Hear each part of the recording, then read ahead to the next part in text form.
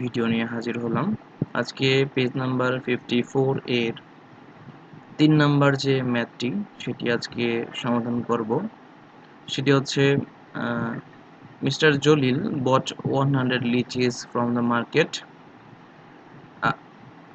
এর অর্থ কি যে মিস্টার জলিল 100টি লিচু সে মার্কেট থেকে কিনেছিল। দেন আফটার কামিং হোম বাড়ি ফিরে আসার পর he gave 25 লিচিস to his daughter।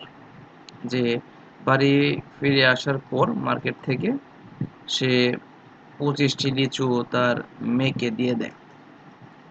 and 23 লিচুস to his son।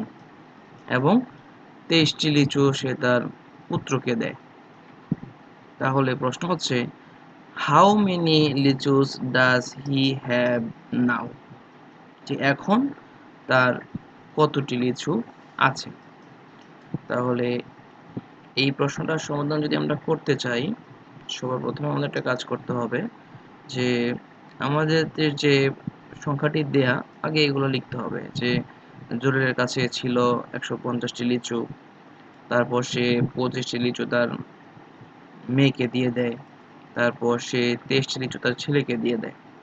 এখন তার কাছে কতটি লিচু আছে এটা বের করতে হলে প্রথমে একটা কাজ করতে হবে।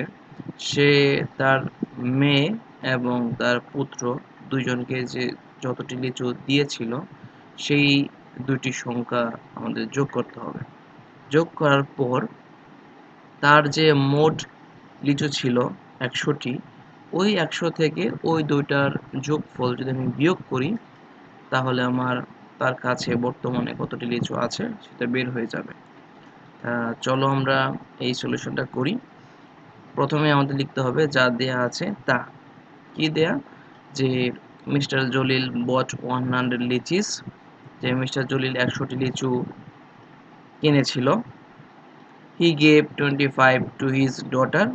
সে তার মেয়েকে বা কন্যাকে 25টি লিচু দিয়ে দিয়েছিল। and 23 to his son। এবং 23টি লিচু দিয়েছিল তার পুত্রকে। এখন এখন যদি আমরা তার কাছে বর্তমানে কতটি লিচু আছে এটা যদি বের করতে চাই তাহলে আমাদের লিখতে হবে যে to find out how many লিচুস।